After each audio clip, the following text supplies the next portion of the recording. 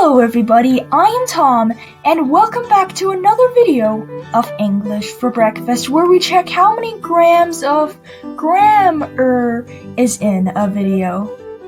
Us English for Breakfast does all sorts of English stuff like this, so if you do end up liking this video, please consider subscribing and clicking that like button down below. It helps out a ton, and it only takes 2 clicks.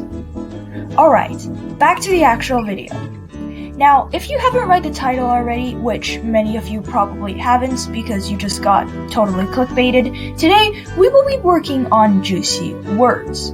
Juicy words are a really important and special skill to have, and it can make your stories and essays just suddenly light up with excitement. Now, first of all, what even is a juicy word? I mean, it is kind of suitable for English for breakfast, but what does that have to do with writing, really? Well, here's something for you. Almost every book in a public library that has English words has juicy words in them. It is that important in English writing. A juicy word is basically a synonym for what you call a boring word or a skeleton word, or, this is kind of funny, a jail word. I didn't know you could put words in jail, but who cares? Jail, skeleton, or boring word is a word that just gets used so much and has so little variety that you just don't want to see it in a story at all. Words like look, walk, and talk. Okay, let me make this clear. You could still use words like look, walk, and talk, and they don't have to necessarily be jail words. The way to make them somewhat interesting is just really simple. Tag an adjective or a describing word in front or behind it, like talk excitedly, walk quickly, stuff like that. And that just suddenly makes the boring word sound a lot more interesting. But that is still not a juicy word. A juicy word is a standalone one word that is very, well, juicy and fun and descriptive. Stare, sprint, and snarl are a few examples of juicy words. They are more advanced synonyms of look, walk, and talk. But juicy words, however, cannot substitute jail words completely. As, like, I don't have to even say this, not everybody talks and snarls, man. How hard would everyone's lives be if everybody have to talk and snarls? Do you even know how to talk like that? Yes, there are other juicy words instead of talk we can use, like whisper and shout, but sometimes it is none of those, and it is good to just use an old-fashioned said.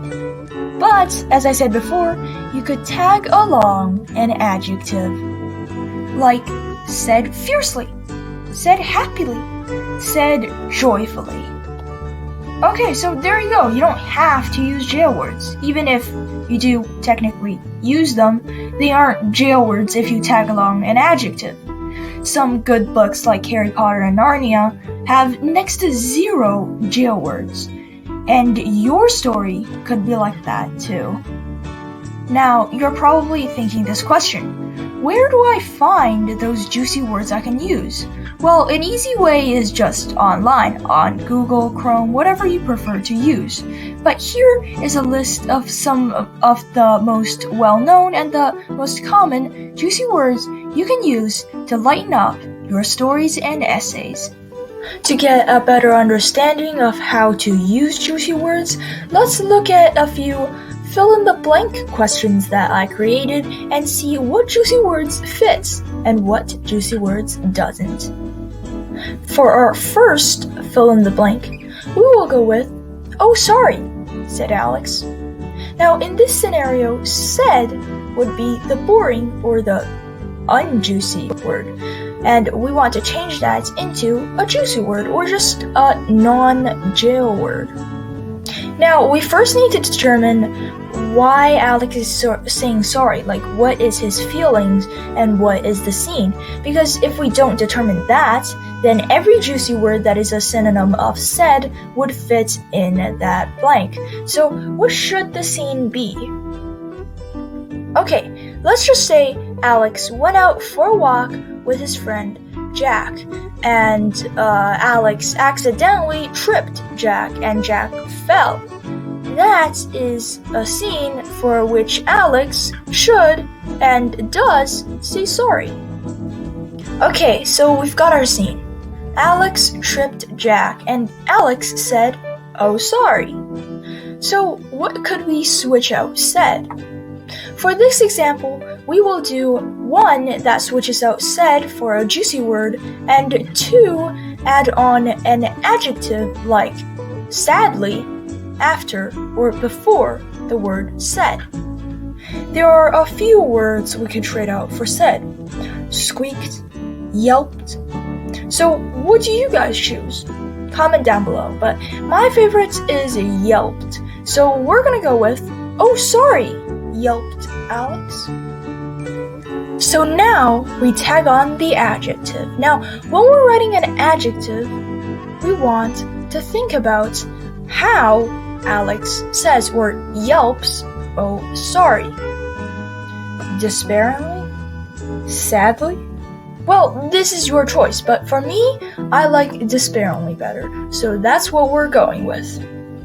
So now we turned "Oh, sorry," said Alex, into "Oh, sorry," yelped Alex despairingly. Way better. So there we go. We leveled up a sentence. Now it's your turn. For your sentence, it will be, "Hi," said Polly as she ran towards me. The 2 jail words are said and ran. So could you change them into non-jail words, or even better, juicy words? Comment your version of this sentence down below in the comment section. Oh, and while you're writing your sentence, don't forget to look online for good juicy words and adjectives you can use. So today we just learned how to write a juicy word, and also how to tag along an adjective. There are ways to lighten up your writing, either in essays, in presentations, and even stories. And that's all I've got for you today. And a fun little experiment? Get together with a friend and see how many juicy words you can reasonably fit into one sentence. Whoever gets the most juicy words wins the competition. Hey, you still there? Oh, wow, you made it through the entire video, which probably means you found this video fun or informative in some way. So why not just, scroll down and click that like button and subscribe. It only takes like 2 seconds and it helps out a ton. Please, please.